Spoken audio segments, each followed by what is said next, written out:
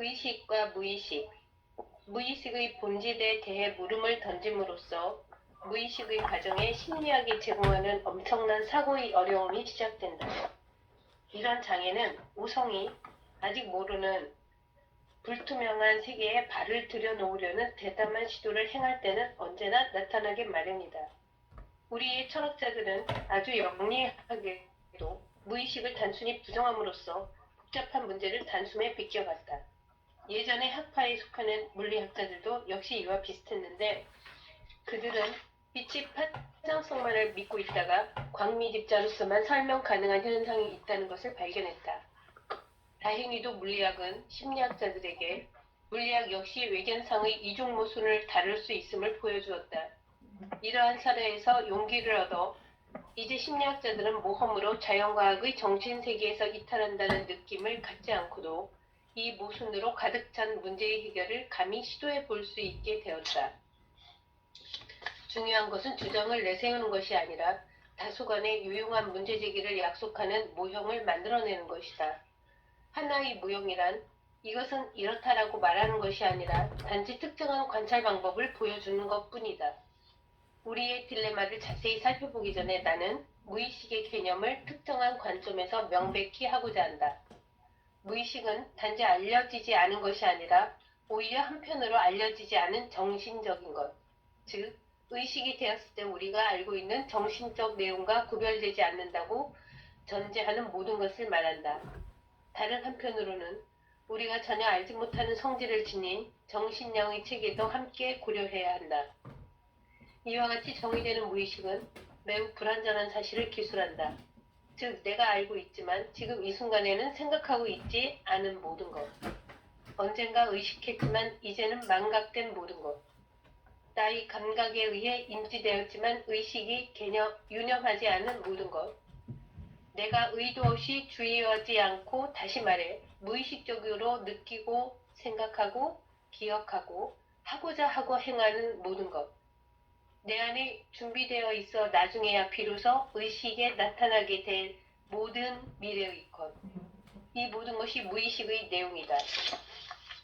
이 내용들을 말하자면 모두 어느 정도 의식될 수 있거나 적어도 언젠가 한 번은 의식되었고 바로 다음 순간에 다시 의식될 수 있는 것이다.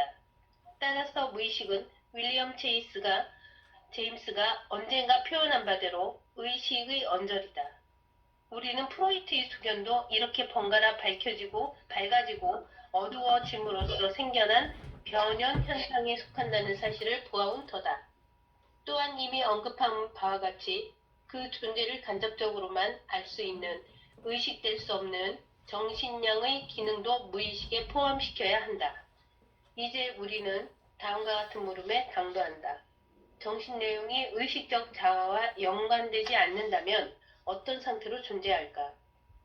이것은 무엇을 의식이라고 표시하느냐 하는 것을 결정한다. 비레름 폰 오크함의 제 원리는 필요성을 넘어서 증강되지 않는다는 명제에 따라 어떤 내용이 무의식적인 것으로 되면 의식적 자아와의 관계 외에는 아무것도 변하는 것이 없다는 극도로 조심스러운 결론을 내려야 할 것이다. 우리가 의식이라고 할 때도 여러분들이 어떤 것을 의식한다고 하지만 어린아이가 의식하는 것과 청소년이 의식하는 것, 어른이 의식하는 것이 의식이 같을 수 있겠느냐? 의식의 광도, 조도, 우리가 불이 켜져 있지만 호롱불을 켜고 사는 분도 있고 촛불을 켜고 사는 사람도 있고 60초짜리 전구를 켜고 있는 분도 있고 요즘은 빛을 내는 전구도 많이 현대화돼서 여러 다양한 형태의 불들이 있죠. 그래서 광도가 굉장히 큰 차이들이 있는 거죠. 그래서 빛이라고 하자면 빛의 크기가 엄청나게 다를 수 있겠죠. 그래서 의식의 상태라고 하지만 의식 속에도 어느 분이 이걸 열심히 보면 의식도 여러 개로 나눌 수 있겠다 라고 얘기할 수 있겠죠. 그런데 무의식의 세계도 그처럼 여러분들이 밤길을 걸어보면 밤길을 걷는데 달이 있는 날도 있고 달도 보이지 않는 날도 있고 어느 날 별도 보이지 않는 날도 있죠. 그렇지만 아마 시골에 살아본 분들은 그 깜깜한 밤에도 우리는 길을 가고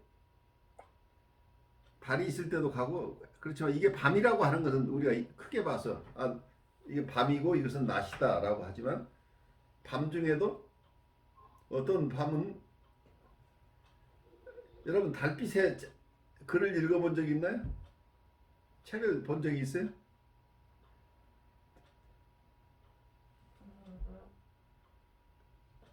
거의 몇 년도에 태어난지를 거의 가늠할 수 있는 질문이신 것 같아요. 그렇죠? 환경이 시골에서 응. 보름달 피아청청 이렇게 정말 밝을 때 예. 진짜 어느 정도 밝았냐면 이 지붕에 이 그림자 있잖아요. 그렇죠. 이 지붕에 그 뭐라고 그러죠? 이렇게 물바지 같은 거 처마. 있잖아요. 그러면 처마 네, 같은 그런 그림자와 그림자 아닌 부분이 아주 대낮같이 환하게 선명하게 드러나죠? 네, 드러났을 때가 기억이 되면서 정말 달빛에 제가 책을 봤던 그런 기억들이 있긴 있어요. 어렸을 때. 진짜. 몇 살 때요? 그때 초등학교 때 뭐 이럴 때요. 네. 그러니까 옛날에 공부를 많이 하시면 형설에 공을 쌓았다고 얘기를 하죠. 아니 그냥 그런 책이 아니라 숙제를 한 것 같아요. 숙제. 예, 그런데 형설의 공이라는 얘기는 우리가 반딧불을 가지고 책을 읽었다는 얘기예요. 그런데 가능할까요? 가능하지 않을까요? 빛이 있다면 다 가능할 것 같은데. 그래요. 지속적이기는 쉽지 않지만. 그 반딧불도 여러 개 모아놓으면 여러 개 반딧불 있으면 거의 빛이 되겠죠. 근데 여러분들 호롱불에서 책을 읽은 적이 있는가? 호롱이라는 걸 본 적이 있어요? 제가 전에 조금 옛날 물건을 조금 모았던 적이 있어요. 예. 그래서 옛날 호롱불, 옛날 이렇게 램프처럼 또 그 이후에 나온 그 이후에 나온 거좀 더 호롱불, 램프. 램프는 네. 굉장히 발달한 거고 그 당시로는. 그러니까 옛날에 네, 그리고 다리미도 인도 다리미 제가 지금 사는 아파트가 2층이라 제일 탑층이라 저 위에 지금 한참 있어갖고 언젠간 지금 다 정리하려고 해요. 그러니까 그런 호롱불 있죠 옛날 등잔. 신지해서 그게 이렇게 등잔불이죠. 붙이는 그 저는 아마 국민학교 때 중고등학교 때까지 호롱불이 있는 세상이었어요. 시골에 가면 그러니까 국민학교들은 온전히 호롱불 속에 살았고 중학교는 도시로 나왔으니까 거기에서는 내가 전등불 밑에서 공부를 했지만 시골에 가면 호롱불 밑에서 다 책을 보고 했었어요. 그러니까 전기가 안 들어왔을 때네요. 그 전기가 없을 때죠. 네. 그런데 그래서 내가 공부를 조금 해야 될 날이면 우리 어머니가 가장 나한테 한 큰 서비스가 초를 켜주시는 거예요. 근데 촛불을 켜면 그때 그렇게 밝을 수가 없어요. 촛불이라는 게 얼마나 밝은지를 그때 이 호롱불을 켜던 사람이 촛불을 켰을 때는 이건 횃불보다 더 밝은 거죠. 그리고 어떤 면에서는 그렇게 달이 밝지 않아도 달이 조금만 있어도 보통 책을 볼 수 있어요. 그러니까 그 어둠 속에 있게 되면 눈이 많이 적응이 되는 것 같아요. 그래서 호롱불 등잔불 밑에서 옛날에는 다 모든 작업을 했잖아요. 바느질도 다 할 수 있었고. 그러니까 요즘 도예인들이 생각할 때는 그 껌껌한 속에서 어떻게 살았느냐고 하는데 옛날에 그 환경에 사는 사람은 거기에 다 적응해서 살았다는 얘기예요.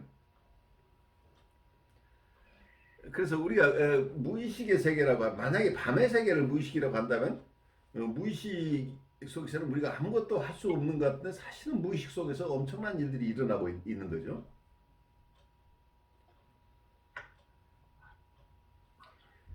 우리가 심플하게 이분법으로 의식과 무의식 이렇게 얘기를 하는데 사실은 의식 속에서도 다양한 층이 있을 수 있다.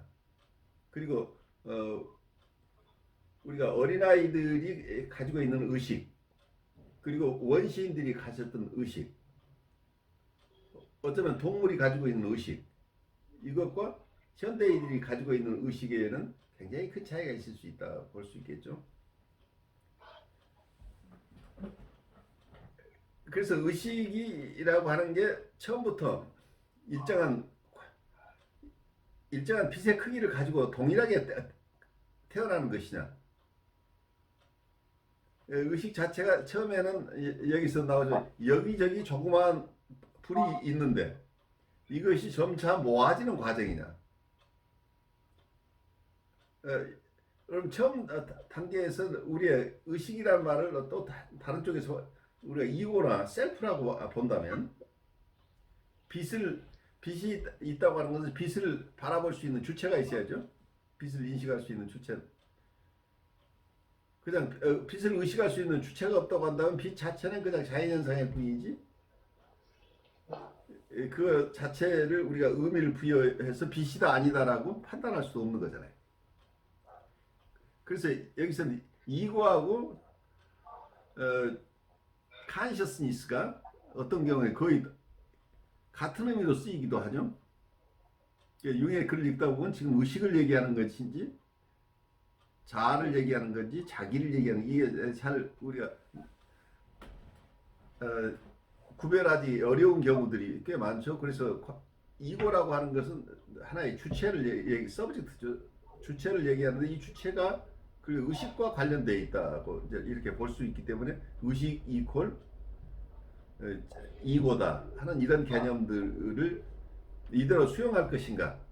근데 꼭 이렇게만 얘기하기 어려운 게 의식이 아닌 곳에서도 어떤 주체 같은 게 있어 보인다. 그러니까 무의식 속에서도 전혀 우리가 의식의 세계라고 했을 때 자기의 자유의지가 있는 곳이라고 또 얘기를 할 수 있겠죠. 여러분들 의식이 있다 없다고 한다면 그냥 사회에 요즘 현대인들도 당신은 의식이 있는 사람이야 없는 사람이야 라고 얘기할 때는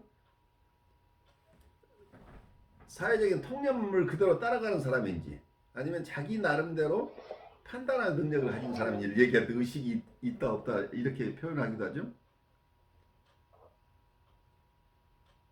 당신 공부를 했지만 정말 의식이 있는 사람이야? 라고 이렇게 누군가가 질문한다면 그 의식이라는 용어는 독특한 의미죠. 그 자유의지를 가지고 있느냐 프리덤 오브 초이스가 있느냐. 그냥 사회가 사회의 일반적인 통념 또 사회의 흐름에 따라서 그냥 몸을 맡기고 사는 사람들이 얼마든지 있겠죠. 근데 누군가는 사람들은 이렇게 생각하지만 나는 어떻게 생각할지 고민하면서 사는 사람도 있죠. 거기서는 자기 나름대로의 가치 기준이 생겨난다고 한다면 자기가 주인이기를 이 세상에서 독특한 생각하는 사람으로서 어떤 환경에 그대로 따르는 것이 아니고 자기의 주체성을 가지고 프리덤 오브 초이스를 행사한다는 그러니까 윌이라는 개념이죠. 우리가 의지를 가지고 있다 아니면 보울리션이라고도 얘기를 그 자유의지라는 프리덤 오브 초이스라고 하는 거 선택의 자유의지 프리윌이라고 하는 그래서 절대적인 프리윌이 있느냐 하는 이런 또 질문을 할 수 있겠지만 우리가 상식적으로 봐서 자기 의지를 가지고 사는 사람들은 얼마든지 있는데 자기 의지하고 상관없이 사는 사람도 있고 또 어떤 면에서는 자유의지를 가지고 살지만 우리가 무의식 속에서는 내가 의식하지 않고 있기 때문에 자유의지가 없는 것처럼 보이는데 사실은 무의식 속에서 일어나는 현상들을 여러분들이 깊이 들여다보면 단순하게 생물학적인 것을 떠나서 그러니까 바이올로지컬한 것 본능적인 것을 떠나서 무의식 속에서도 본능적으로만 우리가 어떤 본능적인 건 과정만 일어나느냐 이게 정신량의 과정이라고 한다면 우리 의지하고 전혀 상관없이 일어나는 것만 있느냐, 주체가 없는 것처럼 느껴지느냐 하면 사실은 무의식 속에서도 여러분들 꿈 속에서, 드림 속에서, 판타지 속에서도 무언가가 주체가 있는 것처럼 내 의식에는 없지만 무의식 속에서도 주체가 있는 것처럼 생각하고 판단하고 계획하고 사유하는 이런 것들이 있는 것처럼 보인다. 그래서 무의식 속에서도 그런 어떤 주체가 있다고 하면 이 주체는 누구인가? 누가 무의식 속에 생각하는가? 할 때 여기 아마 보시면 이런 용어가 나오죠. 우리가 앞으로 계속해서 관심 가지고 이런 얘기는 융이 어떻게 봤느냐가 하나의 주제예요. 우선 융은 어떻게 썼는가 하는 것도 있지만 또 우리는 융의 얘기를 들으면서 우리는 우리의 주체성이나 우리가 생각하는 의식, 무의식을 나는 어떻게 바라볼 것인가 하는 것들은 이 두 가지가 같이 가야 되겠죠. 융의 얘기를 그냥 우리가 맹신하고 따라갈 수는 없는 부분이죠. 여러분 나름대로 경험과 그리고 여러분들이 생각해 온 어떤 방향들이 각각 다르고 그리고 여러분의 임상 경험이 다르고 사회 경험이 다르기 때문에 여러분 모두에게 의식이다 무의식이라고 할 때 여러분들이 다가오는 것들이 각 다를 수 있어요. 그래서 어느 게 옳다 그르다를 떠나서 나는 나에게서 자아는 무엇이고 그러니까 나에게서는 이고 혹은 나에게서 셀프 혹은 나에게서 의식이라고 하는 것 그건 내가 무의식이라고 하는 건 어떤 것인가를 내 나름대로 체험과 내 나름대로의 성찰 속에서 반추해 보는 것이에요. 어쩌면 우리의 마음의 영역을 새로 개척해가는 과정이다 라고 생각하면 어떨까 싶어요. 우리가 아직 탐색해보지 못한 우리의 광활한 마음을 지금 우리가 탐색하는데 융은 이 점을 의식이라고 하고 이쪽은 무의식이라고 하고 이렇게 이름을 여러 가지 붙였지만 거기에 그 프로세스도 하나는 사이코이드 과정, 하나는 사이킥이고 하나는 스피리추얼이고 이런 여러 이름을 붙였어요. 근데 우리가 새로운 곳을 갈 때 우리는 가장 먼저 하는 게 거기에 이름을 붙이는 거죠. 그래서 맵을 그리죠. 그래서 다른 사람이 따라올 때 찾아갈 수 있도록 그림을 그리는데 아마 여러분들 이런 체험을 하실 분들이 있을지 모르지만 한국 분들이 외국에 나가서 어느 지역에 나가요. 어느 도시에 가면은 그 도시에서 활동하시는 분들이 그 외국어 이름 특히 영어 같은 것은 익숙한데 다 영어가 아니고 어떤 인도의 언어 영어 인도 말이다 아니면 티벳 말이다 아니면 아라빅 용어로 된 거다. 근데 아라빅 용어로 써 있는 도시의 이곳저곳을 그 말로 우리가 쉽게 기억이 되지 않기 때문에 어느 지역에 가면 여기는 남대문이야 저쪽에 가면 종로야 하고 한국의 지명을 갖다 붙이는 일들이 있어요. 그런데 사람들이 어느 정도 모이면 그쪽에 가면 그쪽에 남산이다 예를 들어서 아니면 그 이제 신사동이다 라고 하는 지역이 형성이 돼요. 이름들이 붙여져요. 그럼 대부분 그 지역에 사는 사람들은 새로 붙인 이름을 듣고 알아요.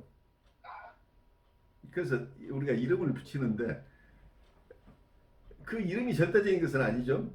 또 다른 지역에 가면 또 다른 이름들이 붙여지기도 하죠. 그래서 우리 마음속에 어떤 지금 이름들을 붙이고 있지만 사실은 그 이름도 중요하지만 이름을 붙인 그 지역을 우리가 깊이 이해를 해야 되죠.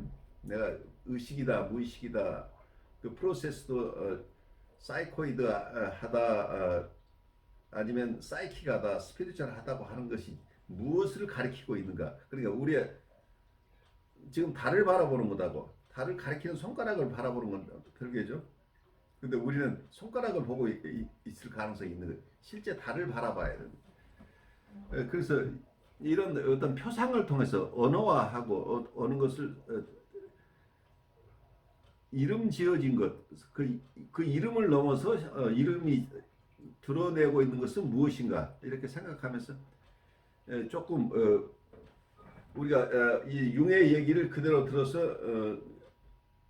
똑같이 생각한다고 하기보다 융은 이렇게 생각해. 그래서 융의 얘기를 가급적 철저하게 따라가는 부분과 또 내 나름대로 융이 얘기하고 있는 그 마음의 세계들을 실제로 어떤 지형인지를 우리가 생각하면서 우리 나름대로 이해하는 것가 굉장히 중요하지 않나 싶어요. 근데 여기서 여러분들이 그냥 화두가 하나 여기 나오죠.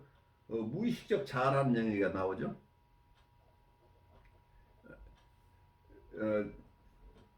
거기 48쪽에 마지막으로 우리가 앞서 보았듯이 무의식적 자아와 동시에 두 번째 의식성이 있는 경우도 있다 하는 얘기가 어떤 얘기인지 그러니까 한쪽에서 보면 자아는 의식의 세계와 무의식의 세계 속에서 주인 역할을 할 수도 있다. 이렇게 자아 자체가 의식과 무의식적인 세계를 가지고 있다고 얘기를 할 수도 있는데 또 한편에서는 여기서 용어는 독특하죠. 무의식적 자아라는 개념이 들어가면 자아 자체가 그럼 의식 자아와 무의식 자아가 각각 다른 것인가?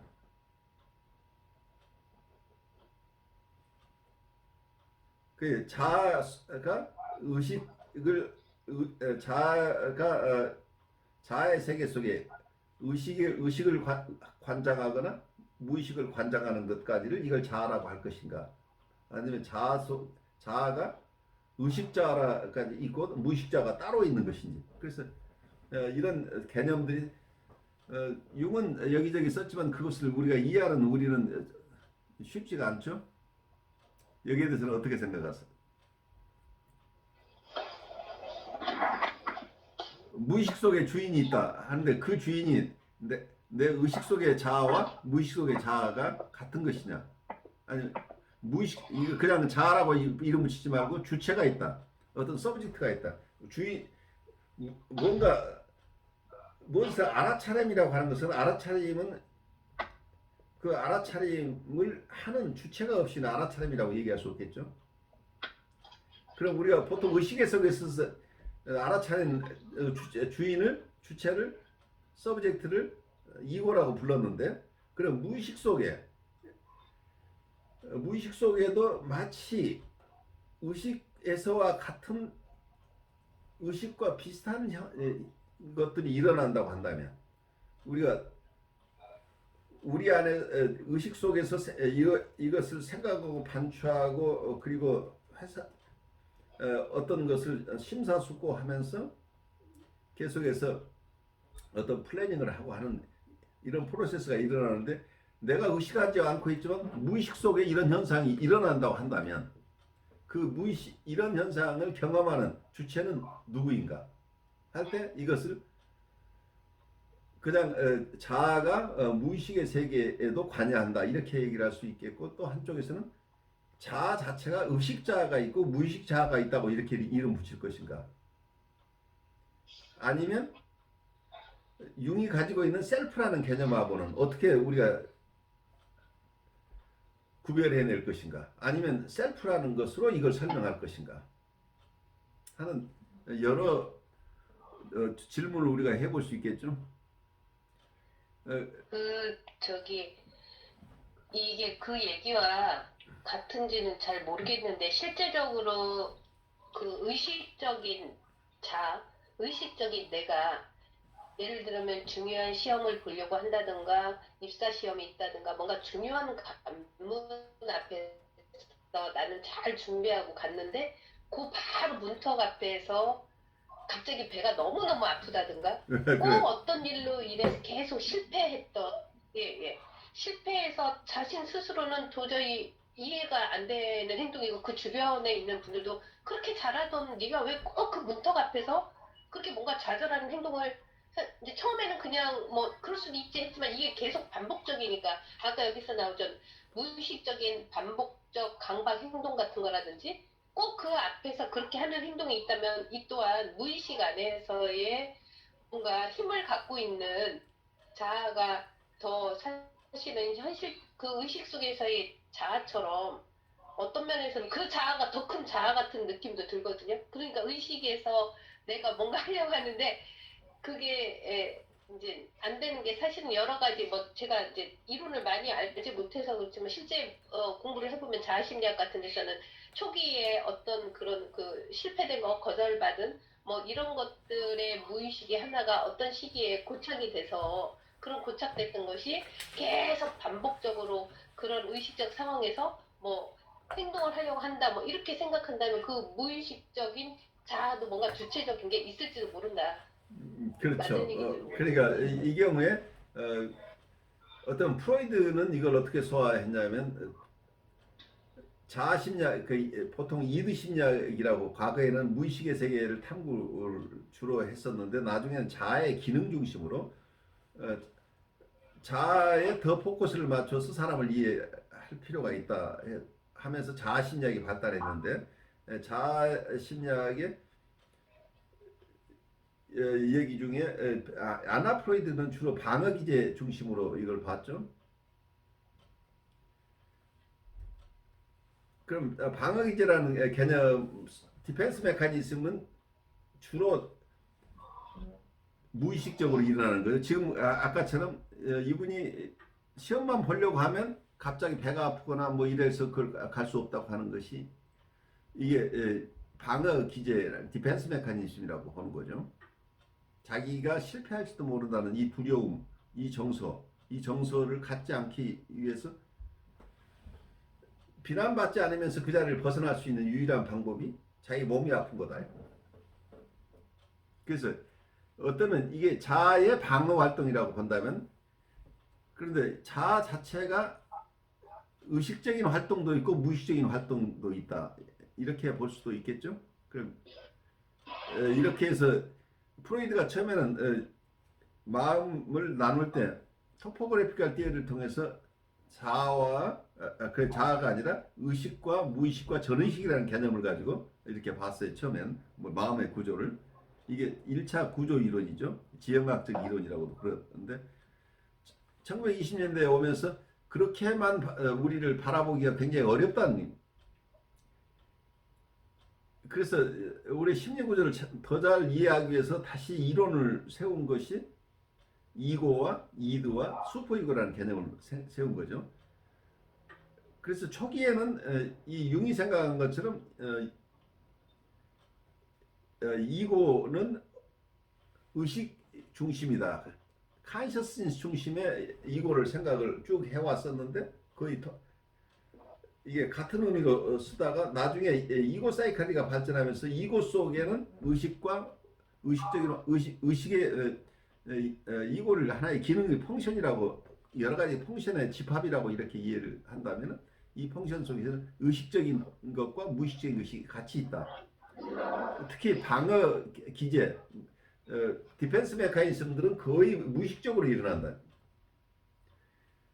그래서 자기 안에 공격성이 많은 사람은 자기 안에 공격성을 가지고 있는 게 너무 힘드니까 무의식적으로 이 자기 안에 있는 배드 필링이나 배드 아브젝트나 이것을 외부로 투사해버리죠. 그래서 자기는 아무것도 가진 게 없는데 저 사람이 아주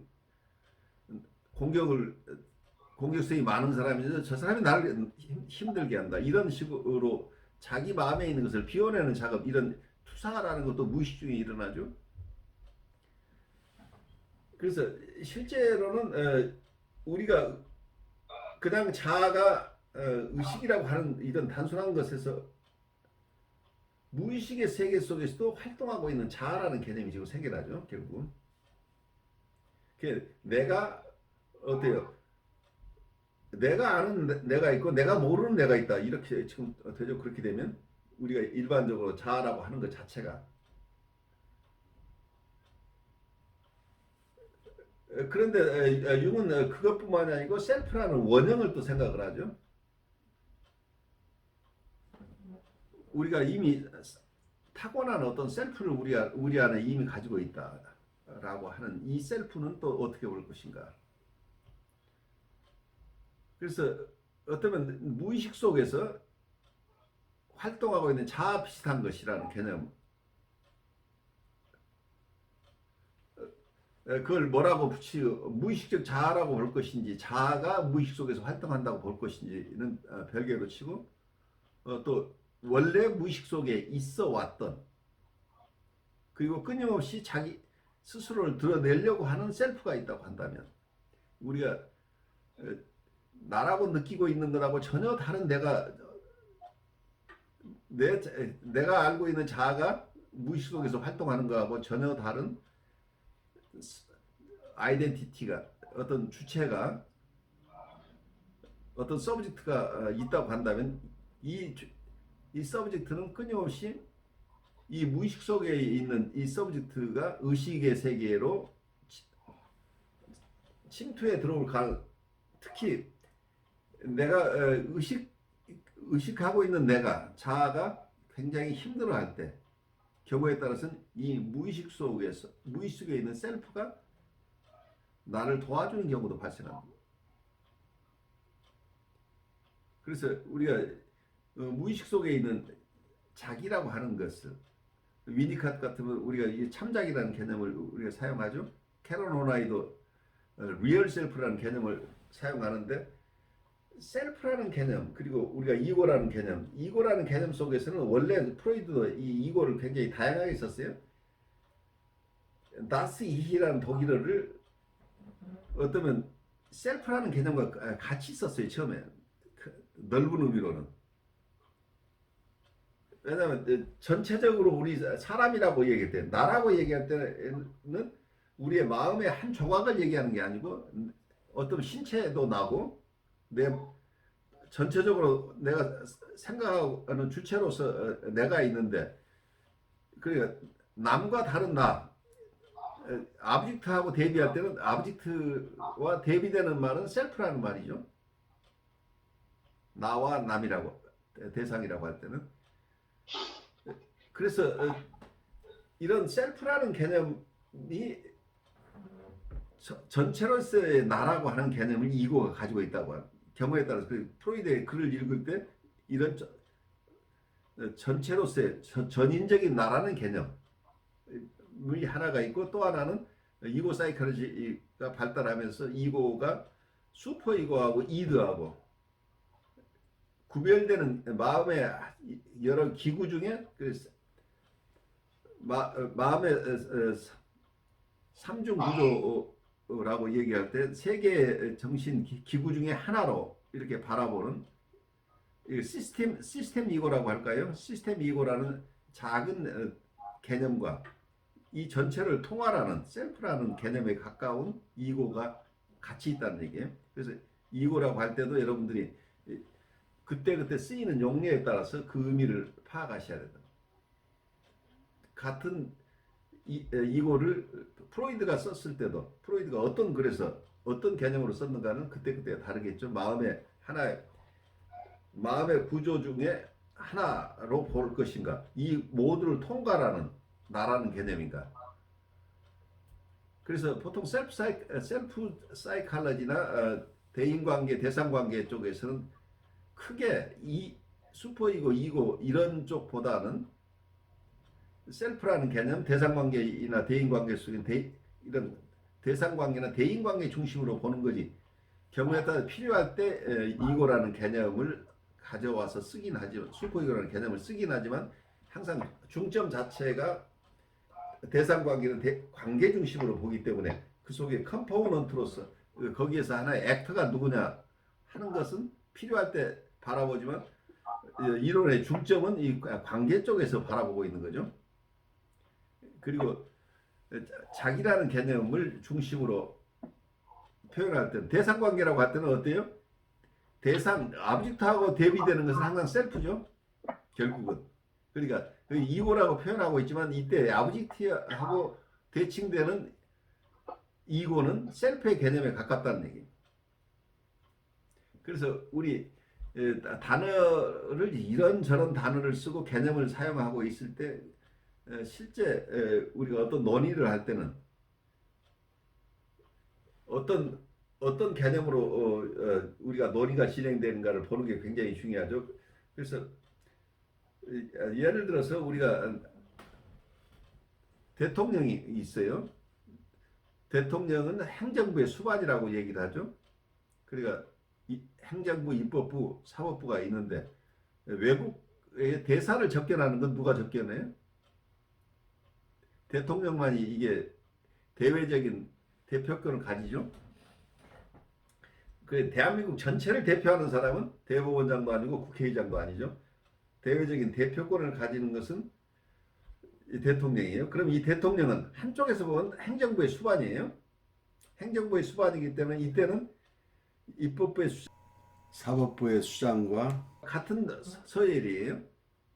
그래서 한쪽에서는 그래 이때 말하자면 슈퍼 이거하고 이거하고 이들하고 이렇게 나눴을 때는 이게 이때 이거는 바로 행정부 수반으로서의 이거라는 얘기예요. 그렇지만 다른 국가와 외교를 할 때에는 대한민국을 대표하는 사람으로서의 대통령은 이때는 이 대한민국 전체 입법부, 사법, 행정부 할 것 없이 이걸 구별하지 않고 통째로 대한민국을 대표하는 사람이 대통령이 되죠. 그래서 대통령이 국가를 대표하는 이런 기관으로서의 대통령이 있고 행정부 전체를 통괄하는 이러한 기능을 가진 대통령이 각각 다른 개념이라고 하는 것을 우리가 이해를 한다면 우리가 나라고 할 때도 내 안에 내 마음의 한 부분 내가 본능이나 욕동으로 가득 차 있는 내 마음의 한 부분과 또 나에게 이런저런 도덕률을 얘기하고 있는 내 마음의 한 부분 그것을 제외한 우리가 보통 나라고 생각하는 이 조그마 마음의 한 영역을 얘기할 때 이고라는 개념하고 이걸 이 전체를 통과해서 내가 다른 사람과 내가 만날 때 나는 내가 이고로서 만난다, 슈퍼 이고로서 만난다 이렇게 쪼개서 만나는 것보다 나라는 전체 인격으로서 전체적인 나로서 만난다고 하는 개념을 쓸 때는 나라고 하는 개념이 넓어진다고 하는 거죠.